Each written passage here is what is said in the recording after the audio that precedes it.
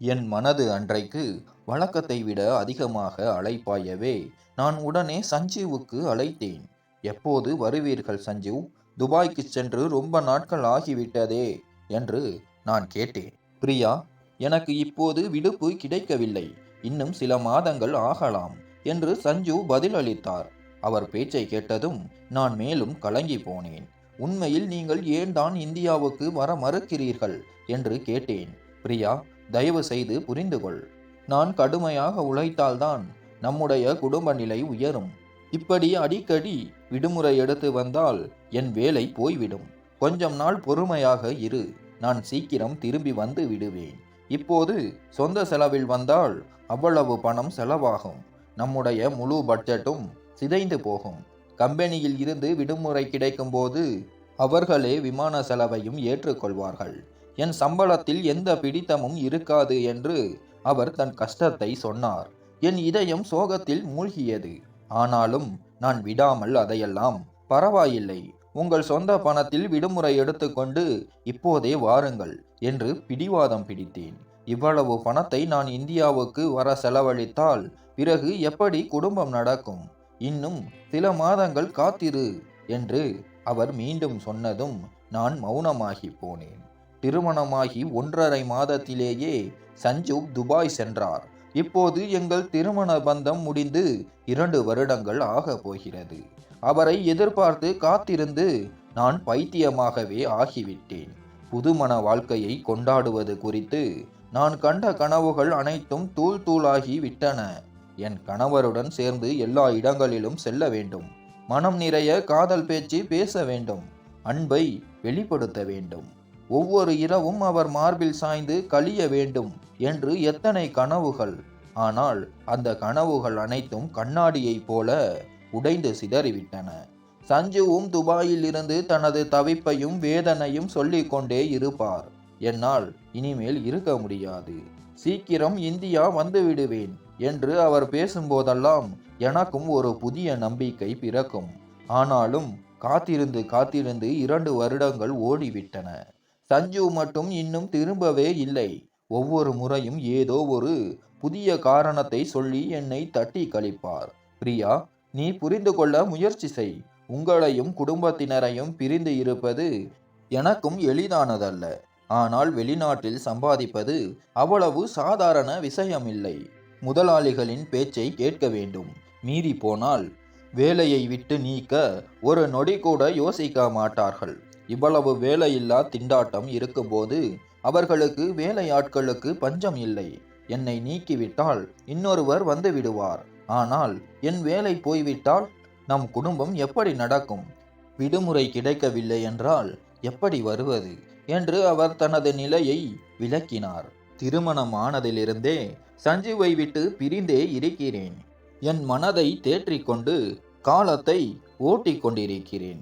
காலம் செல்ல செல்ல என் கணவர் இல்லாமல் வாழ்வது மேலும் மேலும் கடினமாகி வருகிறது.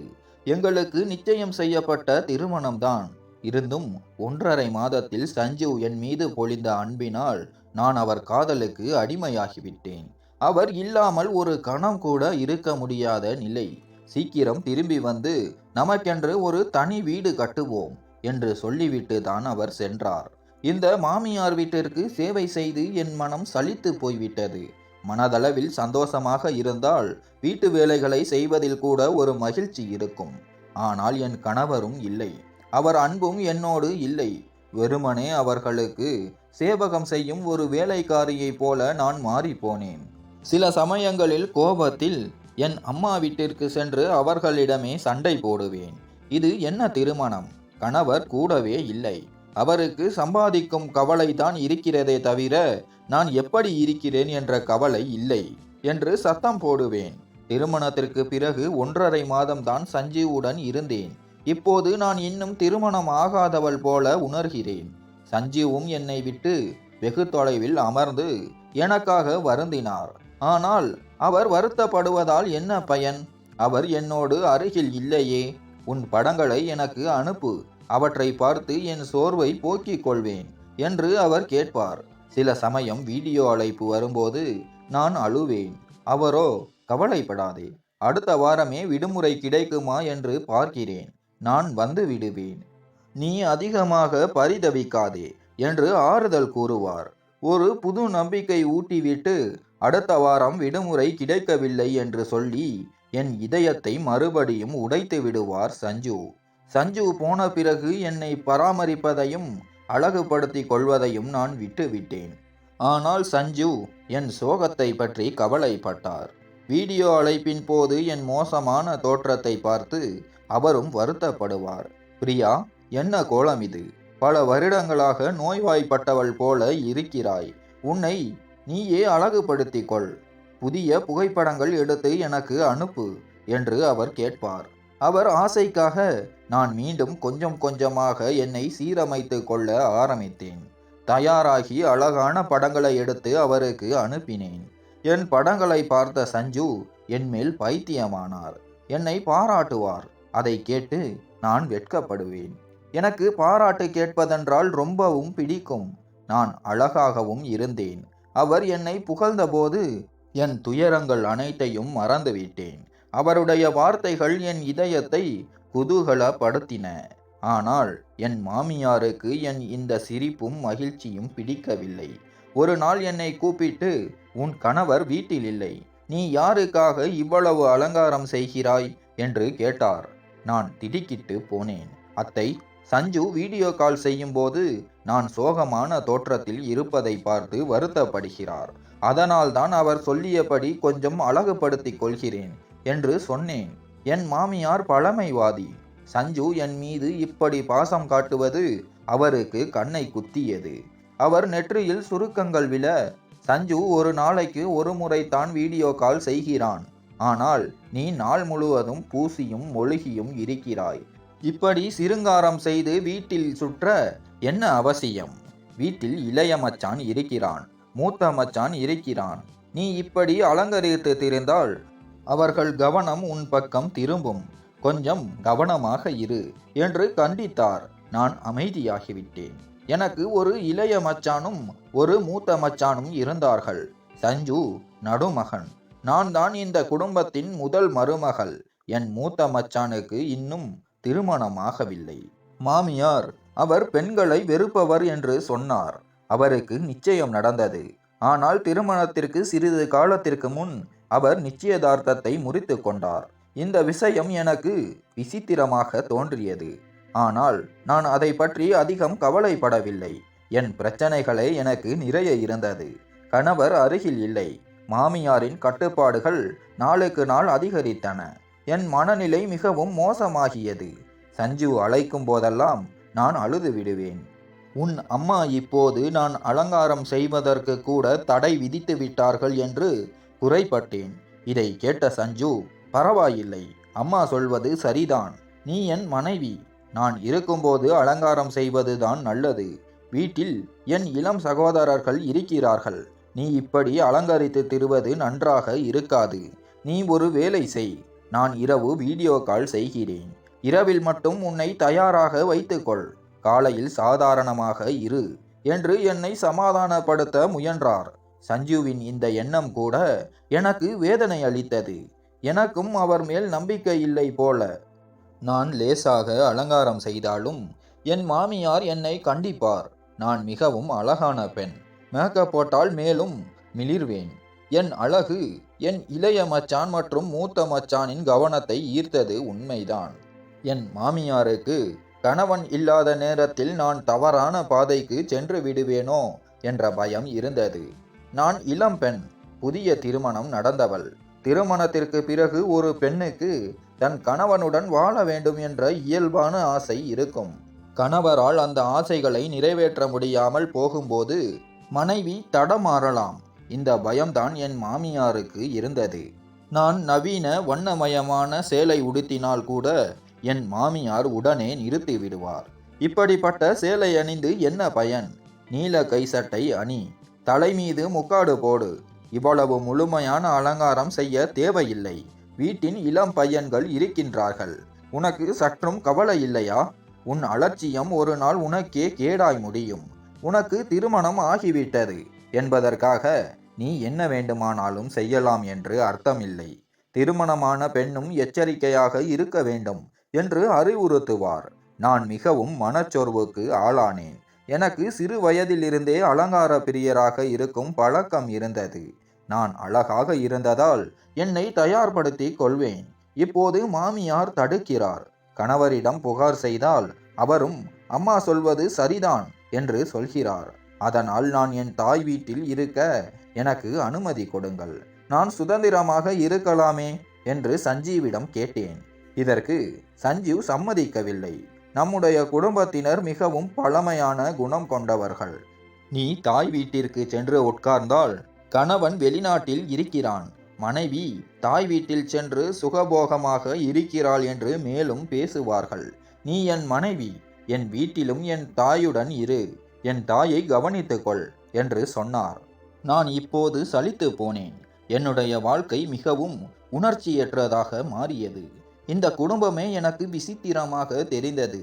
நல்ல விதமாக தயாரானால் என் மாமியாருக்கு பிடிக்கவில்லை. தாய் வீட்டிற்கு போக கேட்டால் சஞ்சீவுக்கு பிடிக்கவில்லை. நான் முற்றிலுமாக அடைக்கப்பட்டு போனேன். கணவர் மீது எனக்கு பாசம் இருந்தது உண்மைதான்.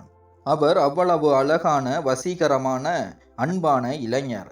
ஆனால் அவர் குடும்பத்தினர் எனக்கு சிரமத்தை கொடுத்தனர். சாதாரண தோற்றத்திலும் வெளிர்நிற ஆடைகளை உடுத்தியும் நான் காலத்திற்கு முன்பே முதியவளாக என்னை உணரத் தொடங்கினேன். என் மாமியார் என் மீது வீண் கட்டுப்பாடுகளை விதிக்கிறார் என்று நான் நினைத்தேன். ஏனென்றால் என் மூத்த மச்சான் பெண்களிடம் ஆர்வம் காட்டவில்லை. அவர் நிச்சயதார்த்தத்தையே முறித்து கொண்டவர். என் மாமியார் அந்த பெண் மிகவும் அழகாக இருந்தாள் என்று சொன்னார். என் மூத்த மச்சானுக்கு ஏன் பெண்களை பிடிக்கவில்லை என்று தெரியவில்லை. நிச்சயதார்த்தமாகி 1 மாதத்தில் உறவை முறித்து கொண்டார். மீண்டும் திருமணம் செய்யவில்லை. இந்த விஷயம் எனக்கு விசித்திரமாக தெரிந்தது. என் இளைய மச்சான் மிகவும் சாதாரணமானவர். அவர் தனக்குள்ளேயே இருப்பார். காலையில் வீட்டை விட்டு சென்றால் இரவு திரும்பி வருவார். பெரும்பாலான நேரம் அவர் அறையிலேயே இருப்பார். தேவையற்ற பேச்சுக்கள் கிடையாது. அறையை விட்டு வெளியே வந்து நேரத்தை வீணடிக்க மாட்டார். அவருக்கு கூட நிச்சயதார்த்தம் முடிந்திருந்தது. ஆனால் என் மாமியார் மூத்த மச்சான் திருமணம் செய்த பிறகே இளையவனுக்கு திருமணம் செய்து வைப்பதாக சொன்னதால் திருமணம் தாமதமானது. மூத்த மகன் என்பதால் அவர் முதலில் திருமணம் செய்து இந்த கடமையிலிருந்து விடுதலை பெற வேண்டும் என்று என் மாமியார் விரும்பினார். குடும்பத்தில் உள்ள மற்றவர்களும் ஏன் அவர் திருமணம் செய்யவில்லை என்று குறை கூற ஆரம்பித்தனர். பையனுக்கு திருமண தகுதி இல்லை போல் இருக்கிறது, அதனால்தான் அவன் திருமணம் செய்யவில்லை என்று மக்கள் பேச ஆரம்பித்தனர். ஆனால் என் மூத்த மச்சான் நல்ல ஆரோக்கியமானவர், நல்ல தோற்றமுடையவர். ஆனாலும் ஏன் அவருக்கு பெண்களை பிடிக்கவில்லை என்று தெரியவில்லை. இப்போது எனக்கும் தோன்றியது, ஒருவேளை என் மூத்த மச்சானுக்கு ஆண்மை குறைபாடு இருக்குமோ? அதனால்தான் அவர் பெண்களை சந்தோஷமாக பார்த்து கொள்ள முடியாது என்று நினைத்து திருமணம் செய்யாமல் இருக்கிறாரோ? யாரோ ஒரு பெண்ணின் வாழ்க்கையை கெடுப்பதற்கு பதிலாக அவர் திருமணம் செய்யாமல் இருப்பதே நல்லதுதான். இந்த விஷயத்தை ஏன் என் மாமியாரால் புரிந்து கொள்ள முடியவில்லை என்று தெரியவில்லை. அவர் இன்னும் அவர் பின்னால் இருந்து திருமணம் செய்ய சொல்லி வற்புறுத்தி கொண்டிருந்தார். என் மூத்த மச்சான் நன்றாக சம்பாதிப்பார். முன்பு என் கணவருடன் துபாயில் இருந்தார். அவர் இப்போது இந்தியா வந்து தங்கிவிட்டார். என் மூத்த மச்சான் திருமணம் ஆகாதவர், ஆனாலும் வீட்டில்தானே இருக்கிறார். சஞ்சு, நீங்கள் ஏன் திருமணமான பிறகு இந்தியாவிலேயே ஒரு வேலையை தேடவில்லை என்று நான் அடிக்கடி சஞ்சீவிடம் கோபமாக கேட்பேன். சஞ்சு ஒரு விசித்திரமான மனிதர்.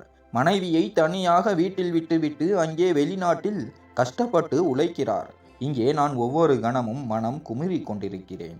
சஞ்சுவுக்கோ என் கஷ்டம் புரியவில்லை. நான் அதிகமாக சண்டையிடும்போது சஞ்சு, போதும், உடனே திரும்பி வாருங்கள், உன் பொறுமை இத்துடன் முடிந்தது என்று சொல்லுவேன். என் சண்டைக்கு பிறகு அவர் மீண்டும் எனக்கு புத்திமதி சொல்ல தொடங்கி விடுவார். பிரியா, இன்னும் கொஞ்சம் பொறுமையாக இரு. நான் இங்கிருந்து வந்து ஒரு சிறு தொழிலையாவது ஆரம்பிக்க போதுமான பணத்தை சேர்த்து விட்டேன் என்றால் எதிர்காலத்தில் நமக்கு எந்த கஷ்டமும் இருக்காது. இந்த தனிமை என்னையும் கொன்று கொண்டிருக்கிறது. உன் நினைவு வரும்போது ராத்திரி தூக்கம் வருவதில்லை. ஆனாலும் சில நாட்கள்தான், அதற்கு பிறகு நாம் ஒருபோதும் பிரியவே மாட்டோம் என்று என் மனதை தேற்றுவார். என் மாமியார் வீட்டின் பழக்க வழக்கங்கள் மிகவும் வித்தியாசமானவை. என் இளைய மச்சான் சம்பாதித்த பணத்தை தனக்காக சேமித்துக் கொள்வார். என் மூத்த மச்சான் சம்பாதித்த பணத்தில் வீட்டு செலவுகளை பார்த்து கொள்வார். ஆனால் சஞ்சு சம்பாதிக்கும் பணத்தை முழுவதும் இந்தியா வந்த பிறகு தொழில் தொடங்க வேண்டும் என்று சொல்லி அவர் பெற்றோரிடம் அனுப்பிவிடுவார். இது எனக்கு சரியாக படவில்லை. வீட்டில் பணத்திற்கு குறைவில்லை. என் மூத்த மச்சான் நன்றாகவே சம்பாதித்து வீட்டு செலவுகளை நிர்வகித்தார். பிறகு சஞ்சு ஏன் தன் சம்பாத்தியம் முழுவதையும் அவர் பெற்றோரிடம் கொடுக்க வேண்டும்?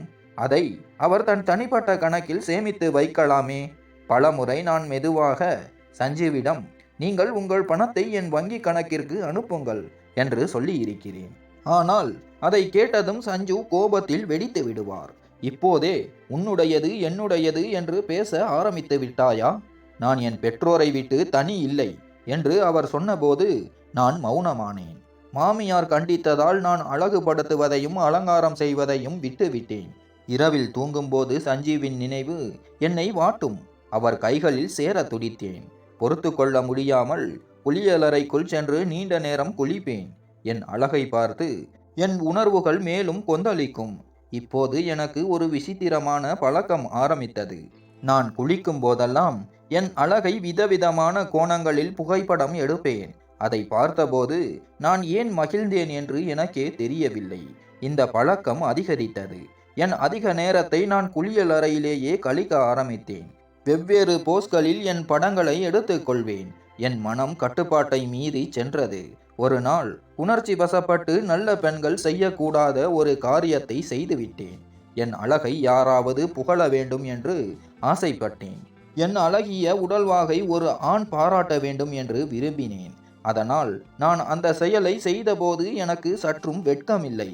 ஆனால் இது என் வாழ்க்கையில் என்ன புயலை கிளப்பப் போகிறது என்று அப்போது நான் அறியவில்லை. என் மாமியார் எப்போதும் என் மீது ஒரு கண்ணை வைத்து கொண்டே இருந்தார். நான் பெரும்பாலும் அறைக்குள் அடைந்திருப்பதும் குளியலறையில் அதிக நேரம் செலவழிப்பதும் அவருக்கு சந்தேகத்தை ஏற்படுத்தியது.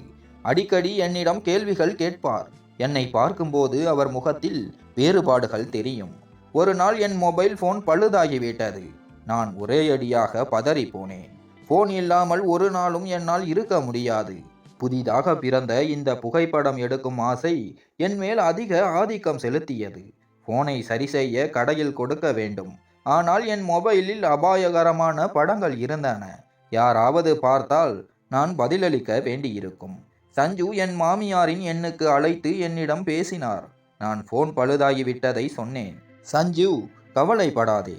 அண்ணன் வீட்டிலுள்ள எல்லா போன்களையும் அவர் நண்பர் கடையில் கொடுத்து அவரேதான் சரி செய்து கொண்டு வருவார். நீயும் அண்ணனிடம் கொடுத்து விடு, அவர் சரி செய்து கொடுத்து விடுவார் என்றார். எனக்கு சிறிது நிம்மதி ஏற்பட்டது. என் மூத்த மச்சான் என் போனில் வேவு பார்க்கும் வகையானவர் இல்லை என்று நினைத்தேன். என் மாமியார் விசாரித்த போது நான் விஷயத்தை சொன்னேன். காலையில் என் மூத்த மச்சானிடம் போனை தந்தேன். அவர் அன்றைய மாலையே அதை சரி செய்து கொண்டு வந்து விட்டார். நான் என் மூத்த மச்சான் அறைக்கு சென்று போனை எடுத்து வந்தேன். அவர் அறையில் இருந்து நான் வெளியே வந்ததை பார்த்த என் மாமியார் பதறி போனார். என்னை கூப்பிட்டு, நீ ஏன் அவன் அறைக்குள் சென்றாய் என்று கேட்டார். அத்தை, என் போன் பழுதாகிவிட்டது. அதை சரி செய்து அவர் எடுத்து வந்தார். அதை எடுக்கச் சென்றேன் என்று விளக்கினேன். இருந்தும் என் மாமியாருக்கு என் மீது ஏன்தான் எப்போதும் சந்தேகம் இருக்கிறதோ தெரியவில்லை. அவர் எனக்கு புத்திமதி சொல்ல ஆரம்பித்தார். கணவர் வெளிநாட்டில் கஷ்டப்பட்டு சம்பாதிக்கிறான். சில பெண்கள் கணவன் இல்லாமலேயே குடும்பத்தை நடத்தி விடுகிறார்கள். அவர்கள் தங்கள் கற்பை காத்து கணவனுக்காக தங்களை தனிமைப்படுத்தி கொள்கிறார்கள். நீயும் கவனமாக இரு. நான் உன் அம்மா போலத்தான். அதனால் தான் சொல்கிறேன். பெண்ணின் மானம் கண்ணாடி போன்றது. ஒரு முறை விரிசல் விழுந்தால் அதை மீண்டும் சரி செய்ய முடியாது. அந்நிய ஆண்களிடம் இருந்து எப்போதும் விலகியிரு. அந்நியர் அந்நியர்தான். உன் மூத்த மச்சான் ஒரு ஆண்தான், இளைஞன். அவனுடன் அதிகம் சாதாரணமாக பேசாதே. தூரத்தை கடைபிடி என்று அறிவுறுத்தினார். என் மாமியாரின் இந்த நீதி போதனை எனக்கு மிகவும் பிடிக்கவில்லை. நான் அமைதியாக இருந்தேன். ஆனால் என் மாமியாரின் அடுத்த பேச்சு கேட்டு எனக்கு பயம் வந்தது. அவர், நீ விசித்திரமாக நடந்து கொள்கிறாய். சில சமயம் அலங்காரம் செய்து வெளியே வருகிறாய். சில சமயம் அறைக்குள் ஓடி ஒளிந்து கொள்கிறாய். குளிக்க போனால் மணிக்கணக்கில் குளியலறையிலேயே இருக்கிறாய் என்று சொன்னார். நான் வாயடைத்து போய் என் மாமியாரை பார்த்தேன். என் மாமியார் இவ்வளவு சிறு விஷயங்களை கூட கவனிக்கிறாரா என்று ஆச்சரியப்பட்டேன். என் மாமியாருக்கு என் மீது என்னத்தான் பிரச்சனை என்று புரியவில்லை. என் எந்த செயலையும் அவரால் சகித்து கொள்ள முடியவில்லை. ஆனால் உண்மை என்னவென்றால் என் மாமியார் உலக அனுபவம் உள்ளவர். அவர் ஒரு அனுபவம் வாய்ந்த பெண்மணி. என் நடவடிக்கையில் ஏற்பட்ட மாற்றங்களை அவர் உணர்ந்திருந்தார். நான் ஒரு இளம் பெண். என் கணவர் இல்லாமல் வாழும் சூழலில் நான் தவறான பாதையில் சென்றுவிடக்கூடாது என்று அவர் நினைத்தார். இப்போது அவர் என்னால் என் கணவர் இல்லாமல் இருக்க முடியவில்லை என்று புரிந்து கொண்டார் போல. ஆனால் நான் என் மாமியாரின் பேச்சுக்களை புறக்கணிக்க ஆரம்பித்தேன். ஆனால் ஒரு நாள் சஞ்சு என்னிடம், அம்மா இப்போது வேலை, தொழில் அனைத்தையும் விட்டுவிட்டு உடனே இந்தியா வந்துவிட சொல்லி பிடிவாதம் பிடிக்கிறார்கள். அம்மாவுக்கு என்ன ஆயிற்று என்று தெரியவில்லை. முதலில் தொழில் ஆரம்பிக்க பணம் சேருமாறு சொன்னவர் இப்போது அனைத்தையும் விட்டுவிட்டு உடனே வந்து இங்கே ஏதாவது வேலை தேடிக்கொள்ள சொல்கிறார் என்றார். இதை கேட்டு நான் திகைத்து போனேன். சஞ்சீவின் அடுத்த பேச்சை கேட்டு நான் என் தலையை உடைத்து கொள்ளலாம் என்று தோன்றியது. என் மாமியார் சஞ்சீவிடம், பிரியா மெதுவாக மனதளவில் நோயாளி ஆகி வருகிறாள். அவள் விசித்திரமான காரியங்களை செய்ய ஆரம்பித்து விட்டாள். நீ பெரிய கஷ்டத்தை அனுபவிப்பதற்கு முன் உடனே இந்தியா திரும்பு என்று கூறியிருந்தார். சஞ்சு என்னிடம், நீ நாள் முழுவதும் என்ன செய்கிறாய்? ஏன் அம்மா கூட இப்போது பயப்படுகிறார்கள் என்று கேள்வி கேட்டார். நான் சஞ்சுவின் கேள்விக்கு என்ன பதில் சொல்வது? வெட்கத்தில் பூமிக்குள் புதைந்து போகலாம் என்று தோன்றியது. என் மாமியார் என் ரகசியத்தை அறிந்திருக்க வேண்டும். நான் அழுது கொண்டே சஞ்சுவிடம், உங்கள் அம்மா என்னை அறைக்குள்ளேயே அடைந்து கிடக்க சொல்கிறார். வெளியே வந்தால் என் இளைய மச்சான், மூத்த மச்சான் இருக்கிறார்கள் என்று சொல்கிறார். இப்போது நான் தனியாக அறைக்குள் இருந்தாலும் என் மேல் சந்தேகம் கொள்கிறார். நான் தனியாக அறைக்குள் இருக்கிறேன். நான் எந்த குற்றமும் செய்யவில்லையே. அப்புறம் நான் என்னத்தான் செய்ய வேண்டும் என்று சொல்லுங்கள். நான் வீட்டிற்குள் அலங்காரம் செய்து திரியக்கூடாது. தாய் வீட்டிற்கு போகக்கூடாது. அறைக்குள் இருக்கக்கூடாது. வேறு என்னத்தான் நான் செய்ய வேண்டும் என்று கோபத்தில் வெடித்து சிதறினேன். நான் கோபத்தில் பொங்கி எழுந்தேன். கோபத்தில் எனக்கு கண்ணும் தெரியாது. என் கோபம் முன்பிருந்தே அப்படித்தான். கோபத்தில் என்ன பேசுகிறோம், யாருடன் பேசுகிறோம் என்ற மரியாதை எதுவும் எனக்கு தெரியாது. வாயில் வந்ததை மரியாதை இல்லாமல் பேசுவேன். திருமணத்திற்கு பிறகு கணவர் பக்கத்தில் இல்லாததால் நான் மேலும் சோர்வாகவும் சண்டைக்காரியாகவும் ஆகிவிட்டேன். என் இதயத்தில் திருட்டுத்தனம் இருந்ததால் எனக்கு பயமாகவும் இருந்தது. அதனால் நான் கத்தி கூச்சலிட்டு என்னை தற்காத்து கொள்ள முயன்றேன். நான் அழுவதையும் கத்துவதையும் கேட்ட சஞ்சு அதிர்ந்து போனார். அவர், அம்மா அப்படியெல்லாம் சொல்லி இருக்க மாட்டார்கள். ஏதோ தவறாக புரிந்து கொண்டிருப்பார்கள். அவர்கள் ஒரு பழமையான குணம் கொண்ட பெண். சின்ன விஷயத்தையும் பெரிதாக நினைப்பார்கள். நீ அதை பற்றி கவலைப்படாதே என்று சமாதானப்படுத்த முயன்றார்.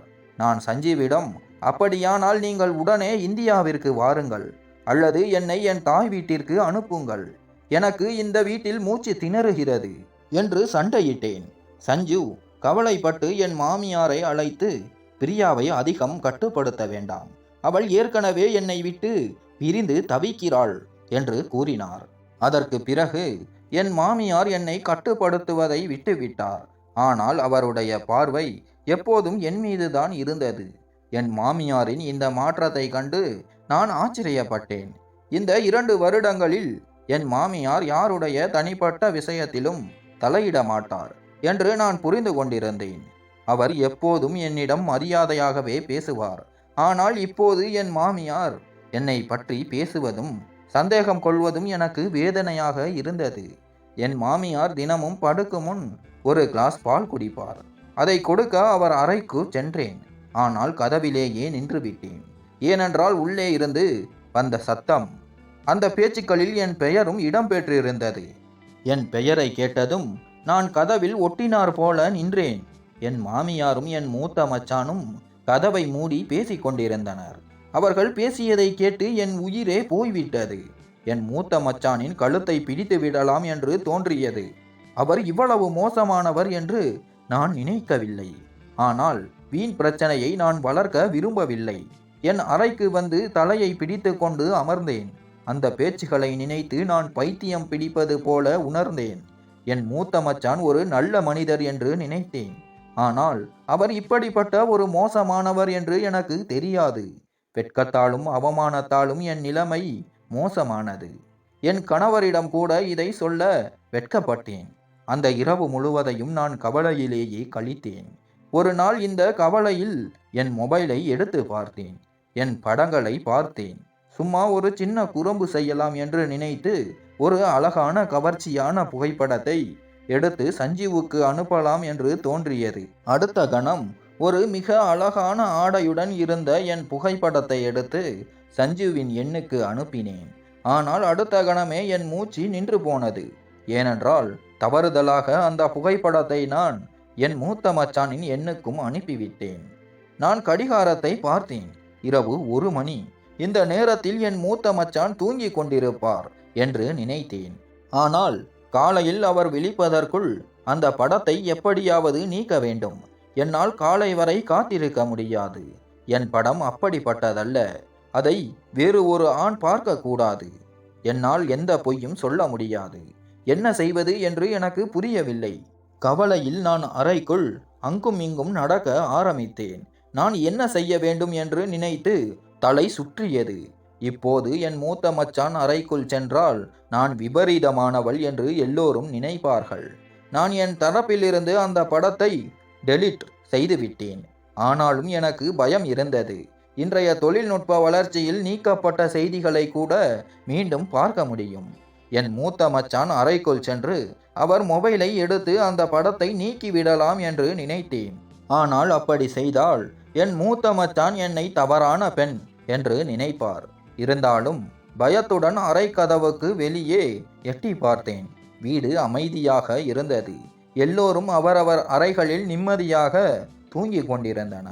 ஆனால் என் தூக்கம் தொலைந்து போய்விட்டது.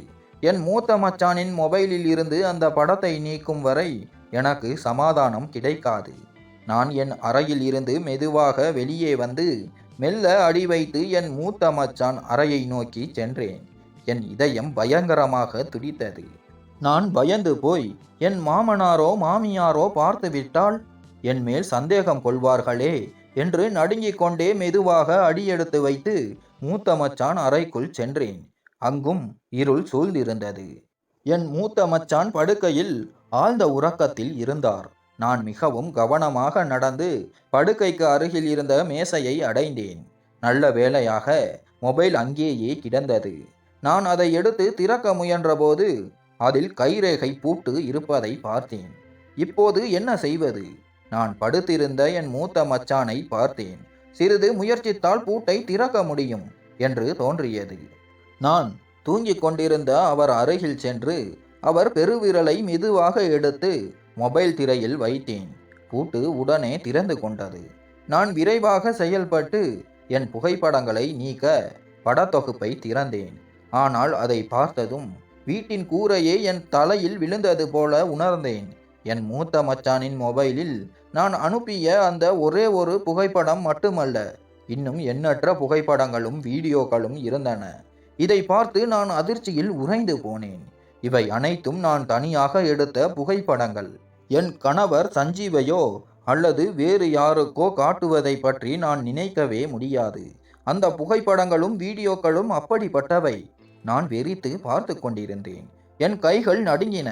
அந்த படங்களை பார்த்த ஒரு நொடியில் என் மூத்த மச்சான் அவற்றை எங்கிருந்து எடுத்தார் என்பதை என்னால் புரிந்து கொள்ள முடிந்தது. என் ரகசியம் உடைந்தது தெரிந்தும் எனக்கு பயத்தில் உடல் சிலிர்த்தது. என் மூத்த மச்சானுக்கு பெண்களிடம் ஆர்வம் இல்லை என்று நினைத்துத்தான் அவர் அறைக்கு வந்தேன். அதனால் எனக்கு எந்த ஆபத்தும் இருக்காது என்று எண்ணி இருந்தேன்.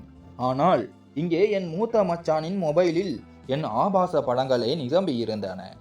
என் மூத்த மச்சானின் உண்மையான முகம் எனக்கு தெரிய வந்தது. அது எனக்கு பெரிய அதிர்ச்சியை கொடுத்தது. அன்று என் மாமியாரின் அறையில் அவர், உங்கள் மருமகள் அறைக்குள் அடைந்து தவறான வேலைகள் செய்கிறாள். அவளது நடத்தை சரியில்லை. அவள் யாரோ சிலருடைய தொடர்பில் இருக்கிறாள் என்று நினைக்கிறேன். அம்மா, நீங்கள் தவறான பெண்ணை தேர்ந்தெடுத்துள்ளீர்கள்.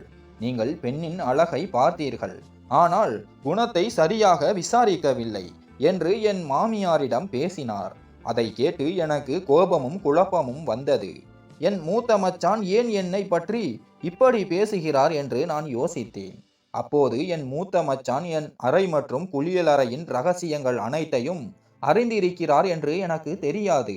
ஆனால் இப்போது அவர் மொபைலில் என் படங்களை பார்த்தபோது அவர் எல்லாவற்றையும் அறிந்திருக்கிறார் என்பதை நான் புரிந்து கொண்டேன். என் இதயம் பயத்தால் நடுங்க ஆரம்பித்தது. நான் அந்த படங்களை நீக்க முயன்றபோது என் மூத்த மச்சான் திடுக்கிட்டு விழித்து விட்டார். என் அறையில் என்னை பார்த்ததும் அவர் ஆச்சரியப்பட்டார். என் கையில் தன் மொபைல் இருப்பதை கண்டதும் பீய்த்து கொண்டு என் கையில் இருந்து பிடுங்கிக் கொண்டார். கோபத்துடன், இந்த நேரத்தில் என் அறையில் என்ன செய்கிறாய் என்று கேட்டார். எனக்கும் அவர் மேல் கோபம் வந்தது. ஏன் என் படங்களை எடுத்தீர்கள்? நான் இந்த குடும்பத்தின் மருமகள். நீங்கள் எப்படிப்பட்ட வெட்கம் கெட்ட ஆண்? உங்கள் தம்பி மனைவியின் படங்களை உங்கள் மொபைலில் வைத்திருக்கிறீர்களா என்று கேட்டேன். என் மூத்த மச்சான் கேலியாக சிரித்தார். நான் எந்த படங்களையும் எடுக்கவில்லை. நீ உன் அறையில் இருக்கிறாய். நான் எப்படி உன் படங்களை எடுக்க முடியும்? இந்த படங்களை நீதான் சுயமாக எடுத்தாய். நீயேதான் எனக்கு அனுப்பி வைத்தாய் என்றார். அவர் இப்படி பொய் சொல்வதை கேட்டதும் எனக்கு கோபம் வந்தது. நான் ஏன் அவருக்கு என் அந்தரங்க படங்களை அனுப்ப வேண்டும்? நான் சரி, எப்படி நடந்தது என்பது முக்கியமல்ல. இப்போது தயவு செய்து உங்கள் படங்களை நீக்கிவிடுங்கள். இல்லையென்றால் நான் எல்லோரையும் கூப்பிட்டு சொல்லிவிடுவேன் என்று சொன்னேன். என் மூத்த மச்சான் மிகவும் பதட்டமில்லாத பாணியில் மேசையில் இருந்த தண்ணீரை ஊற்றி மெல்ல மெல்ல குடித்தார். அவர் செய்கை எனக்கு கோபத்தை அதிகமாக்கியது. நான் சொல்வது காதில் விழவில்லையா? என் கண் முன்னே எல்லா படங்களையும் நீக்குங்கள் என்று கத்தினேன். ஆனால் அவர் சொன்ன பதில் என்னை திகைக்க வைத்தது. நான் இந்த படங்களை நீக்க மாட்டேன் என்றார். பிறகு ஒரு ரகசியத்தை கூறினார். அதை கேட்டதும் நான் தலை குனிந்தேன். இந்த படங்களை நான் எப்படி எடுத்தேன் என்பது உனக்கும் தெரியும். நான் இதையெல்லாம் உன் கணவரிடம் சொல்லிவிடுவேன். நீ ஒரு சரியான பெண் இல்லை. நீ எங்கள் வீட்டில் இருக்க தகுதியற்றவள் என்று மிரட்டினார். அவர் தலையணையில் சாய்ந்து வசதியாக படுத்துக் கொண்டார். இந்த படங்கள் என் மொபைலில் சேமிக்கப்பட்டே இருக்கும் என்றார். நான் அவரை மிரட்டும் பாணியில், எனக்கு கவலை இல்லை. இந்த படங்களை நான் தான் எடுத்தேன் என்று என் கணவருக்கு தெரியும். வேறு எந்த அந்நிய ஆணுடனும் எனக்கு தொடர்பு இல்லை என்று பொய் சொன்னேன். என் இந்த சமாளிப்பை கேட்டு என் மூத்த மச்சான் என்னை பார்த்து கலகலவென சிரித்தார். ஆனால் இந்த படங்கள் என்னிடம் எப்படி வந்தன என்று உன்னால் பொய் சொல்ல முடியுமா? உன் கணவரே இதை நம்ப மாட்டார் என்று கூறி தன் மொபைலை காட்டினார். என் போனை சரி செய்யும் போதே அவர் இந்த படங்களை திருடி இருக்கிறார். இதை பார்த்தால் என் கணவர் கூட நம்ப மாட்டார். என் மாமியாரோ ஏற்கனவே என்னை தவறாக நினைக்கிறார். நான் கதறி அழ ஆரம்பித்தேன். நான் என் மூத்த மச்சானிடம் கெஞ்சினேன். தயவு செய்து என் படத்தை நீக்கிவிடுங்கள். அதற்கு பதிலாக நீங்கள் என்ன கேட்டாலும் நான் தருகிறேன் என்று சொன்னேன். அவர் எனக்கு எதுவும் வேண்டாம், என் அறையில் இருந்து உடனே வெளியே போ என்று சொல்லி என்னை தள்ளி அறையை விட்டு வெளியேற்றினார். நான் அழுதேன். அந்த நேரத்தில் அந்த படங்களை நீக்க என் மூத்த மச்சான் என்ன கேட்டிருந்தாலும் நான் செய்திருப்பேன். என் சிந்தனை திறன் முழுவதும் அழிந்துவிட்டது. என் கண்ணுக்கு என் படங்களை தவிர வேறு எதுவும் தெரியவில்லை. எந்த காரணம் கொண்டும் என் கணவர் சஞ்சு இந்த ரகசியத்தை அறியக்கூடாது என்று நான் விரும்பினேன். இந்த ரகசியம் தெரிந்தால் அவர் உடனே விவாகரத்து கொடுத்து விடுவார். அதனால் தான் என் மூத்த மச்சான் நியாயமானதோ நியாயமற்றதோ எதை கேட்டாலும் செய்ய நான் தயாராக இருந்தேன். ஆனால் என் மூத்த மச்சான் என்னை தள்ளி வெளியேற்றிவிட்டார். அவருக்கும் உண்மையிலேயே பெண்களிடம் ஆர்வம் இல்லை போல. அப்படி இருந்தால் இவ்வளவு அரிய வாய்ப்பை அவர் நழுவ விட்டிருக்க மாட்டார். நான் என் அறைக்கு வந்து அழுதேன். இப்போது என் மூத்த மச்சான் எச்சரிக்கை ஆகிவிட்டார். படங்களை நீக்க அவர் எனக்கு மீண்டும் ஒரு வாய்ப்பும் தரவில்லை. பலமுறை அவர் மொபைலை எடுக்க நான் முயற்சி செய்தேன். ஆனால் என் மூத்த மச்சான் அந்த வாய்ப்பை கொடுக்கவே இல்லை. நான் எப்போதும் என் மூத்த மச்சானை சுற்றியே திரிந்தேன். அவரிடம் கெஞ்சுவேன், தயவு செய்து என் படங்களை நீக்கிவிடுங்கள் என்று. ஆனால் ஒவ்வொரு முறையும் அவர் மறுத்து கோபத்துடன் என்னை அறையை விட்டு வெளியேற்றுவார். சஞ்சு அழைக்கும் போது நான் குழப்பத்துடனும் சோர்வுடனும் காணப்பட்டேன். அவர், உனக்கு என்ன ஆயிற்று என்று மீண்டும் மீண்டும் கேட்டார். நான் என்ன சொல்வது? ஒரு நாள் நான் சஞ்சீவிடம் உண்மையை சொல்லிவிடலாம் என்று நினைத்தேன். நான் எவ்வளவு நாள் தான் இப்படி பயந்து பயந்து வாழ்வது? உண்மை இன்று இல்லாவிட்டால் நாளை சஞ்சுவுக்கு தெரியத்தான் போகிறது. நான் சொல்வதற்கு முன் என் மூத்த மச்சான் சஞ்சீவிடம் எல்லாவற்றையும் சொல்லி விடுவார். அதற்கு முன் என் வழியிலேயே உண்மையை சஞ்சீவிடம் சொல்லிவிட வேண்டும். நான் பயத்துடன் சஞ்சீவிடம், சஞ்சு, நான் என் மொபைலில் சில படங்களை எடுத்தேன் என்றேன். இதை கேட்ட சஞ்சு சிரித்தார். என்ன, இதில் பெரிதாக என்ன இருக்கிறது? உன் மொபைல்தான், படம் எடுப்பது ஒன்றும் தவறில்லை என்றார். நான் பயந்து போய், ஆனால் சஞ்சு, அந்த படங்கள் கொஞ்சம் வித்தியாசமானவை. அதாவது நான் அப்படிப்பட்ட படங்களை எடுத்திருக்க கூடாது என்றேன். நான் குளியலறையில் குளிக்கும்போது எடுத்தேன் என்று சொன்னேன். சஞ்சு அதை கேட்டதும் கோபமடைந்தார். இப்போதே எல்லா படங்களையும் நீக்கு. நல்ல பெண்கள் இப்படி செய்ய மாட்டார்கள். மொபைல் எப்போது வேண்டுமானாலும் திருட்டு போகலாம். ஏன் இப்படிப்பட்ட படங்களை நீ உன் போனில் வைத்திருக்கிறாய்? தவறுதலாக யாருக்காவது கிடைத்தால் உன் படங்கள் பரவிவிடும். பிறகு நாம் யாருக்கும் முகம் காட்ட முடியாது என்று என்னை கண்டிக்க ஆரம்பித்தார். நான் இப்போதுதான் சஞ்சீவிடம் பாதி உண்மையை மட்டுமே சொல்லி இருக்கிறேன்.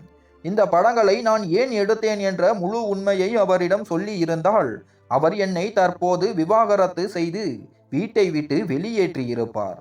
எனக்கு நானே சபித்து கொண்டேன். இந்த தவறான பழக்கம் மட்டும் எனக்கு பற்றாமல் இருந்திருந்தால் இன்று நான் இந்த கஷ்டத்தை அனுபவிக்க வேண்டியதில்லை. நான் என் மூத்த மச்சானிடம் கெஞ்சிக்கொண்டே இருந்தேன். தயவு செய்து என் படங்களை நீக்கிவிடுங்கள். நான் இனிமேல் இப்படி செய்ய மாட்டேன். நான் மனம் திரிந்து விட்டேன் என்று சொன்னேன். ஆனால் அப்போது என் மூத்த மச்சான் என்னிடம் சொன்ன ஒரு விஷயம் என்னை திகைக்க வைத்து விட்டது. என் மூத்த மச்சானின் நோக்கத்தை அறிந்தபோது என் ஆத்மா நடுங்கியது. நான் என் மூத்த மச்சான் பின்னால் அலைவது, ஒளிந்து ஒளிந்து அவர் அறைக்கு செல்வது எல்லாம் என் மாமியாரின் கண்களில் பட ஆரம்பித்து விட்டது. என் மாமியாரும் அதிர்ச்சியடைந்தார். மருமகளே, நீ எந்த சுற்றுக்குள் இருக்கிறாய்? எங்கள் வீட்டில் இப்படிப்பட்ட பழக்கம் இல்லை. உன் மூத்த மச்சான் திருமணம் ஆகாத ஆண். ஏன் அடிக்கடி அவன் தனி அறைக்கு செல்கிறாய் என்று கேட்டார். என் மாமியார் பேசியதை கேட்டதும் நான் பதறி போனேன். என்னிடம் சமாளிக்க போதிய காரணம் இல்லை. என் மாமியார் தன் மகன்களின் பொறுப்புகளை தானே நிறைவேற்றி கொள்வார். அவர் எந்த பொறுப்பையும் என்னிடம் கொடுத்ததில்லை. நான் ஒரு பலவீனமான பொய்யை சொன்னேன். என் மொபைலை சரி செய்ய சொல்கிறேன், அது அடிக்கடி பழுதாகி விடுகிறது என்றேன். ஆனால் என் மாமியாரின் சந்தேகம் தீரவில்லை. அவர் தலையை ஆட்டிவிட்டு முணுமுணுத்தார். சஞ்சீவை நான் விரைவில் திரும்பி வர சொல்கிறேன். உன் நடத்தை இப்போது சரியில்லை. நீ எங்கள் வீட்டின் சூழ்நிலையை கெடுத்து கொண்டிருக்கிறாய். நான் வெட்கத்தால் தலை குனிந்தேன். என் மாமியாரிடம் என்ன நடந்தது என்று நான் எப்படி சொல்வது? என் வாழ்க்கை நரகமாகி போனது. 1 மாதம் கடந்து விட்டது. என் மூத்த மச்சான் என்னை அறைக்கு அழைத்து பிளாக்மெயில் செய்வார். ஒவ்வொரு முறையும் நான் அழுது கொண்டே வெளியே வருவேன். முழு மாதமும் இந்த பிரச்சனையிலேயே கழிந்தது. எனக்கு வாய்ப்பு கிடைக்கும் போதெல்லாம் என் மூத்த மச்சானிடம் கெஞ்சுவேன், தயவு செய்து என் மேல் இரக்கம் காட்டுங்கள். 1 மாதம் முடிந்து விட்டது. எனக்கு நீங்கள் செய்த அநீதி போதும். நான் அழுது அழுது உருகுவதை பார்த்தும் உங்களுக்கு தயவு வரவில்லையா என்று. என் மூத்த மச்சான் மசியவில்லை. 1 மாதத்திற்கு பிறகு சஞ்சு இந்தியா திரும்பி வந்தார். என் கணவரை பார்த்ததும் சந்தோஷத்துக்கு பதிலாக என் இதயம் பயத்தால் சுருங்கியது. என் உடல் வெளிரி போனது. நான் இப்போது அவர் விட்டு சென்றது போல புனிதமானவளாக இல்லை. என் உண்மையை அறிந்தால் என் கணவர் விவாகரத்து கொடுத்து விடுவார். இந்த எண்ணமே என் இதயத்தை நொறுக்கியது. நான் கஷ்டப்பட்டு என்னை சமநிலைப்படுத்தி கொண்டேன். முகத்தில் ஒரு சிரமமான புன்னகையை வரவழைத்தேன். என் இதயம் அழுதது. நான் முன்பை போல பரிசுத்தமாகவும் கலக்கமற்றும் இருந்திருந்தால் என் கணவர் வருவதற்கு நானும் மகிழ்ச்சியடைந்திருப்பேன். என் கணவர் எனக்காக நிறைய பொருட்களை வாங்கி வந்திருந்தார். அவர் உன்னை விட்டு இவ்வளவு நாள் பிரிந்து இருப்பது எனக்கும் மிகவும் கடினமாக இருந்தது.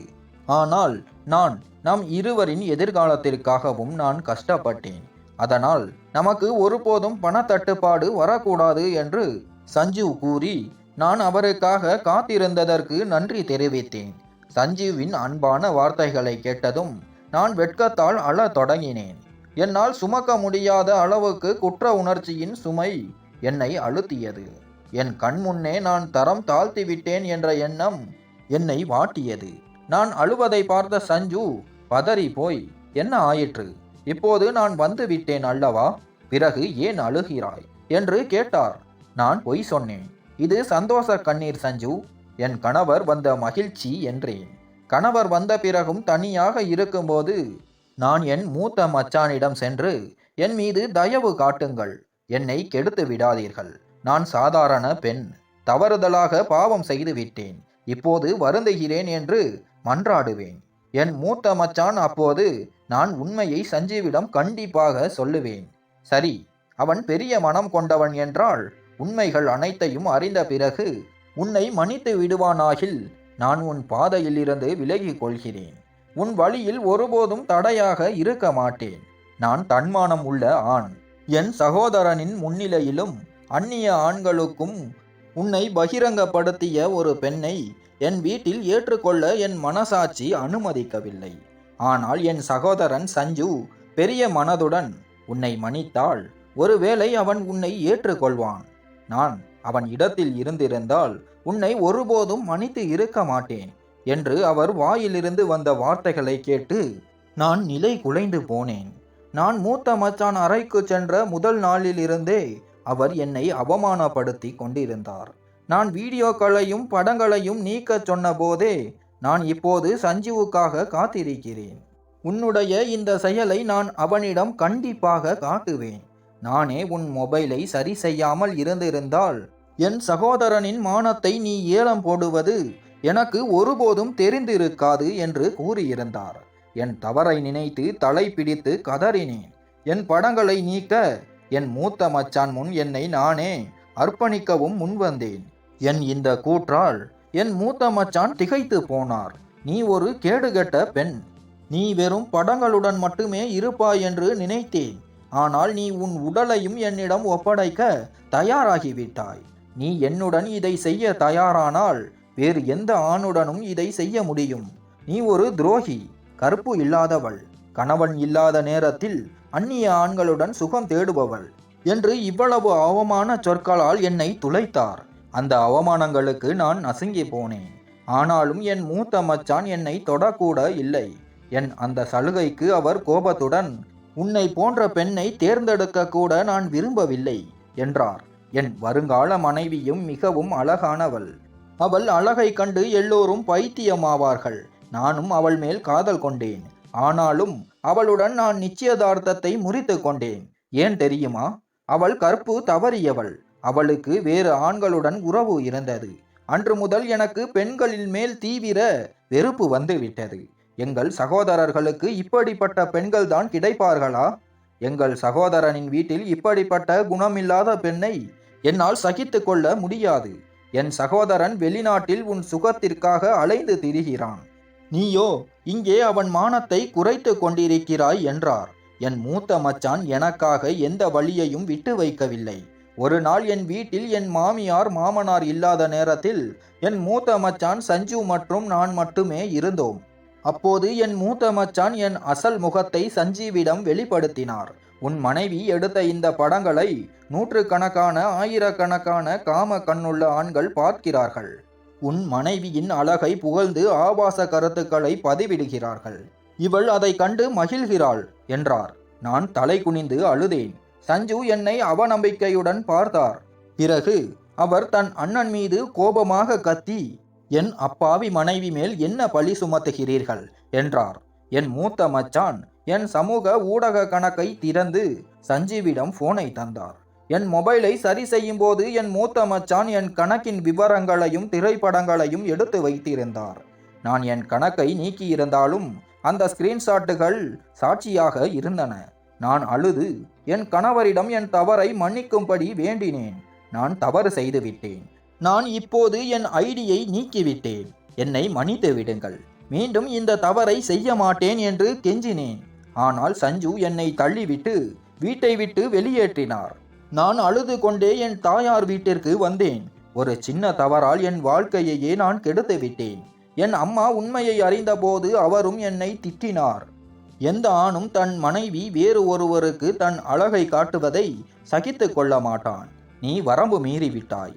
இப்போது எனக்கு வாழ்க்கையின் மீது வெறுப்பு வந்தது.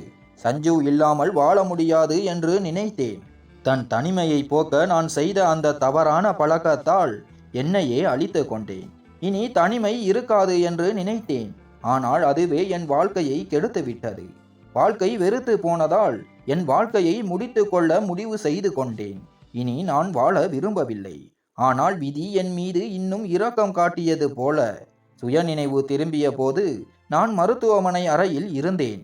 சஞ்சு என் எதிரே உட்கார்ந்திருந்தார். ஆனால் அவர் முகத்தில் கோபம் இருந்தது. சஞ்சு பின்னால் என் மூத்த மச்சானும் நின்றார். நான் பார்த்து கொண்டே கண்களை திருப்பிக் கொண்டேன். கண்ணீர் என் தலையணையை நனைத்தது. சஞ்சு, நான் இனிமேல் வாழ தகுதியில்லாதவள். உங்கள் நம்பிக்கையை நான் உடைத்து விட்டேன். நான் உங்களுக்காக காத்திருந்தேன். ஆனால் என்னை தேற்றிக்கொள்ள தவறான பாதையில் சென்றேன். நான் இதை செய்திருக்க கூடாது. உங்கள் முடிவு சரியானதுதான். என்னை போன்ற ஒரு பெண்ணை உங்கள் வாழ்வில் வைத்திருக்க கூடாது என்றேன். சஞ்சு என் கையை பிடித்தார்.